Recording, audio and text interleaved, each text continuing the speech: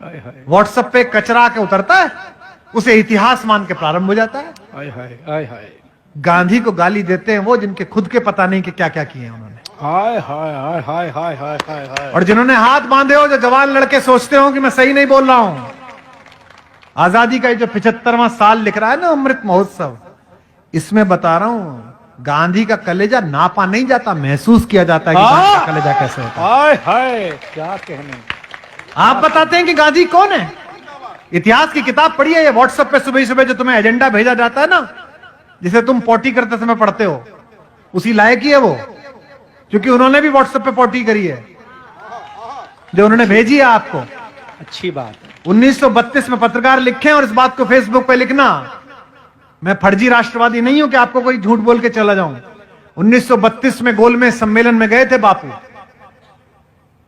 सुनो कुणाल, और इंग्लैंड के महाराज ने उनसे मिलने की मंशा जाहिर की। चर्चिल कहता था अधनंगा फकीर है, हर अहंकारी ऐसा ही कहता है सत्य को। रावण भी कहता था कि फकीर है, ये कौन तपस्वी है, इसके साथ ये औरत क्यों रहनी चाहिए, मेरे पास रहनी चाहिए। चर्चिल भी कहता था अधनंगा फकीर है। तो राजा ने कहा कि बुलाओ मिलने के लिए गांधी को। तो आप कभी राजभवन गए हो मिलने के लिए राज्यपाल जी से, राष्ट्रपति जी से मिलने गए हो, तो वहां एक प्रोटोकॉल मिलता है। राष्ट्रपति जी को छुएंगे नहीं, इतनी दूरी पर बैठेंगे, जब इशारा कर देगा एडीसी तो आपको उठना पड़ेगा, ऐसा मिलता है ना प्रोटोकॉल। वो तो दुनिया का सबसे बड़ा आदमी था। और जिस इंग्लैंड का मैं राजा कह रहा हूं, वो आज का इंग्लैंड नहीं, 2/3 दुनिया का मालिक। यूनियन जैक के नीचे पूरी 2/3 दुनिया थी।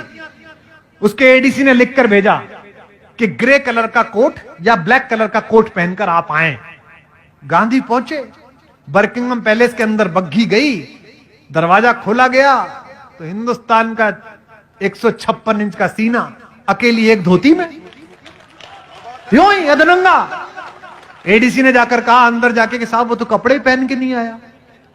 तो जॉर्ज पंचम बोला कि चर्चिल कहता तो था नंगा है, पर इतना नंगा है। हाँ सच है, आप पढ़िए।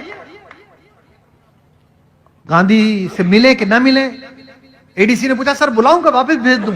राजा को मस्खरी सूझी। राजा ने कहा देखे तो सही कौन आदमी है, पूरा देश खड़ा कर दिया आपने पीछे। उसने कहा बुलाओ अंदर। आया, दुनिया के सबसे बड़े आदमी के सामने हिंदुस्तान का सबसे कमजोर आदमी खड़ा है। और जिस हत्यारे को तुम महिमा मंडित करते हो वो नपुंसक था। 28 साल की उम्र में उसने एक बूढ़े अशक्त को गोली मारी। मर्द का बच्चा था तो किसी अंग्रेज में गोली मारता। मर्द का बच्चा था तो मारता किसी ऐसे आदमी को गोली। राम नाम जपते हुए एक बूढ़े को गोली मारकर आप उसे क्रांतिकारी बता रहे हैं। क्या बात। मैं जो टिप्पणी पढ़ रहा हूं सुनेगा, बैठिए आप विराजिए। मैं बहुत बहुत आपका आभार व्यक्त करता हूं, बहुत धन्यवाद। ये मैं इसे आपका प्रेम समझ के लगा लेता हूं। और राजा ने पूछा मुस्कुराते हुए गांधी से, एक धोती में गांधी खड़ा है, ब्लैक एंड व्हाइट में, सोच के देखना वो दृश्य है। आज ये जरा जरा सी बात पर अमेरिका के सामने घिग्गी बांधने वाले, चीन के सामने घुटने टेक देने वाले, जरा जरा सी घुड़की पे बिल में अंदर घुस जाने वाले नेतृत्वों से पूछना चाहता हूं, चाहे इनकी सरकार का हो चाहे उनकी सरकार का हो। 1932 में गांधी खड़ा है इंग्लैंड में राजा के महल में अकेला। राजा ने पूछा well mister Gandhi, where are your clothes, तुम्हारे कपड़े कहां गए?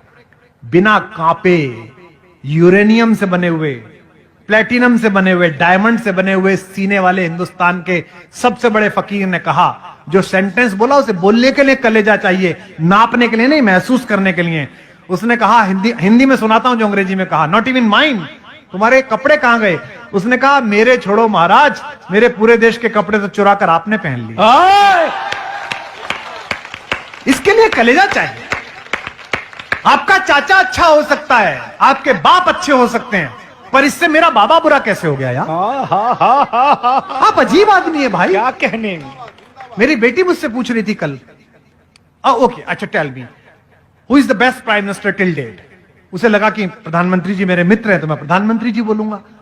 मैं आपको बताता हूं देश का सबसे अच्छा प्रधानमंत्री कौन हुआ। सभी ने अच्छा काम किया।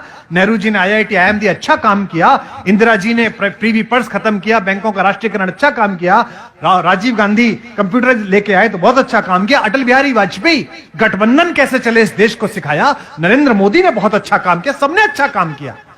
लेकिन दोस्तों इस देश का सबसे ताकतवर प्रधानमंत्री था 5 फुट 4 इंच का।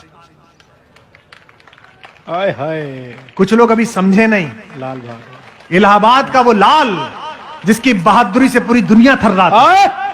वाह 19 महीने शासन किया था शास्त्री जी ने। 1000 साल में पहली बार हम जीते थे पाकिस्तान के खिलाफ। पहली बार हमने लड़ाई लड़ी और हम जीते। और सेनाध्यक्ष ने आकर कहा कि साहब वो कश्मीर में बहुत टर्बुलेंस हो रही है। बोले कैसे? बोले वो आते हैं मार के चले जाते हैं। बोले कहां चले जाते हैं? मारो वहां जाके। तो बोले तो सीमा के पल्ली पार चले जाते हैं। तो शास्त्री जी ने कहा पल्ली पार जाके मारो। तो सेनाध्यक्ष बोला साहब ये तो वार हो जाएगी। शास्त्री जी ने कहा देश के नागरिकों को बचाने के लिए शांति हो या युद्ध हो करना ही चाहिए। आपके साथ खड़ा। हाय हाय हाय हाय। इतिहास को किताबों से पढ़ो, अपने नेताओं के चिंटू बनकर मत पढ़ो। इतिहास को पुस्तकों से पढ़ो भाई।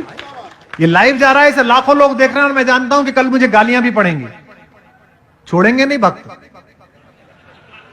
फिर भी कह रहा हूं और यहां भी बैठे होंगे, उनकी गालियों के बीच कह रहा हूं, आमंत्रित कर रहा हूं आप में से जो पढ़ा लिखा हो वो यहां आ जाए। एक माइक में दे दूंगा, आज बहस कर लें। इनका तो दुर्भाग्य है कि इन्होंने खुद ने ऐसों की फौज इकट्ठी कर रखी है जो बोल नहीं पाती। हाँ बिल्कुल सही। कैसे बोलेंगे? जनरल अयूब 6 फुट 2 इंच का था।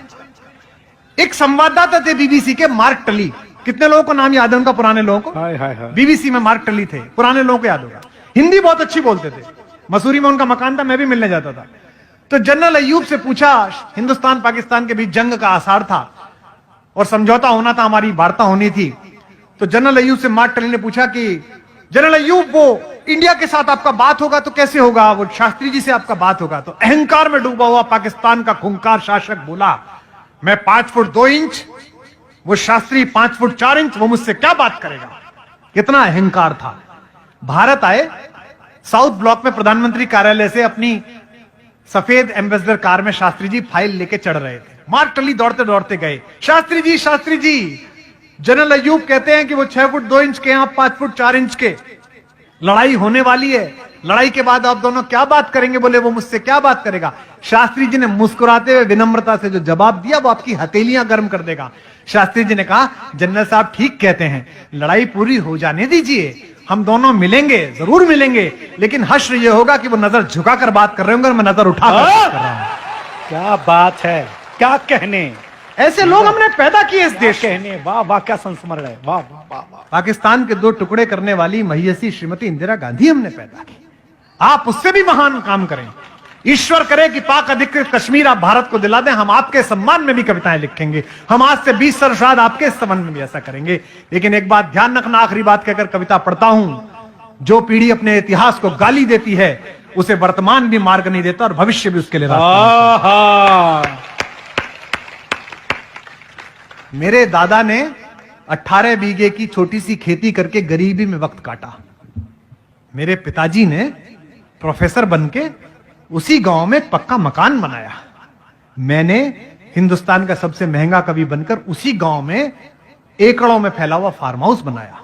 आज मैं उस फार्म हाउस में बैठकर अपने दादा को गाली दूं कि उस पर एक कच्चा ही मकान बन पाया तो मैं एक नीच पोता हूं और एक खराब भारतीय।